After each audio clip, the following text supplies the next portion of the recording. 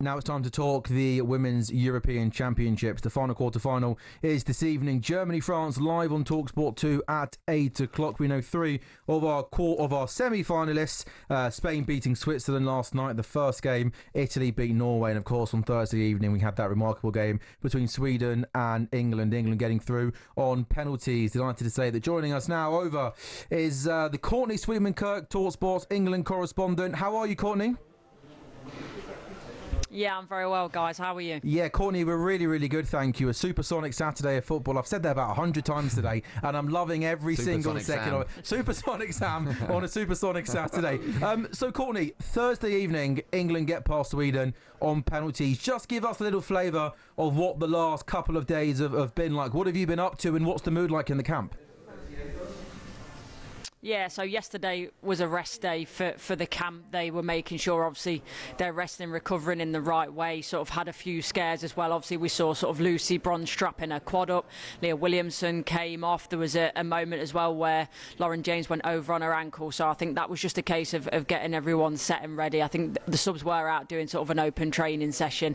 And then today I've been back in the England camp out at the Dolder Grand, as it's called. There was a press conference with Esme Morgan, and she was talking about how the camp are feeling in general, and also her coming on and playing. It's the first minute she's played this tournament, so she was very happy. And then I got a lovely sit down with Kiara Keaton as well, and she's a great character, full of energy, full of joy. Only 21 years old as well, so I feel like she's been around the game for so long, for Manchester City especially. But just chatting about goalkeeping life with her.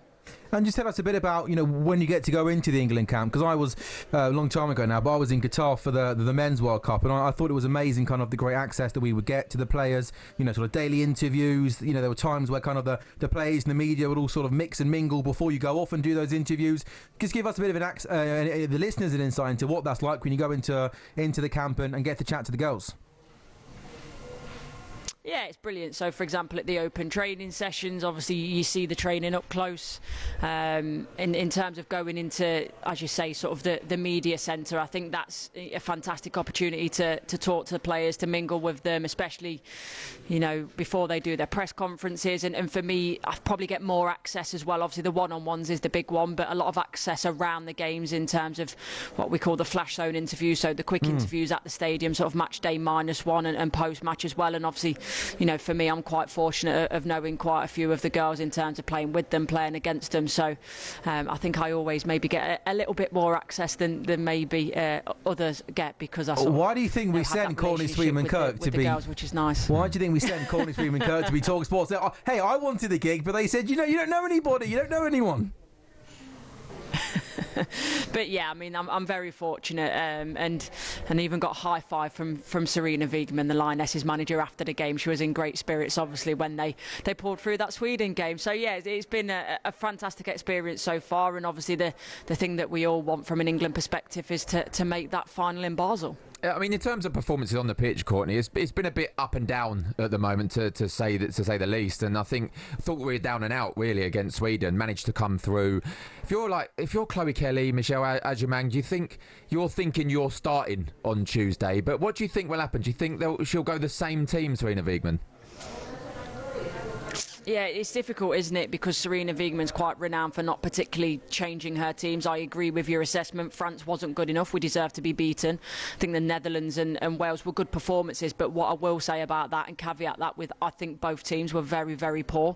And again, we came up against a good Sweden team and struggled. So I think Chloe Kelly, for me, and this is not me knowing Chloe quite well and having a bias, but I think when she's coming on into games, she's making an impact. Obviously scores the penalty, involved with the 2 crosses as well. I think she has to start. Michelle Adjumang's a difficult one, because she is a fantastic impact player.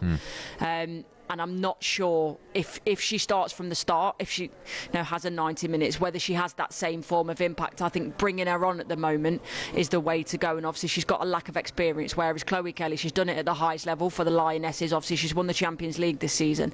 So for me, I would start Chloe Kelly. And then I think the other big question is the fitness of Leah Williamson. Obviously, if she's fit enough to start, she plays because she's the captain. But I think that's the sort of the questions bubbling around at the minute. How fit will Leah be? Yeah.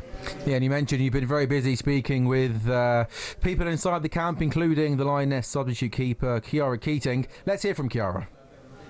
I think, I will never forget that game for the rest of my life, and I was on the bench, so I can't imagine what the players on the pitch were thinking. We have such a good group of goalkeepers. I think we balance each other out quite well. Me and Hannah are the jokey ones, dancers, and then Anna brings that that zen type of thing. But yeah, I think once you're working and you're working with Darren, I think it's go time, and then I think when you're resting and try to get your breath back, you can be you. And yeah, I think that's why we are so successful and so happy, because we're allowed to be ourselves, because we have the right balance of when we can switch off and when it's actually go time.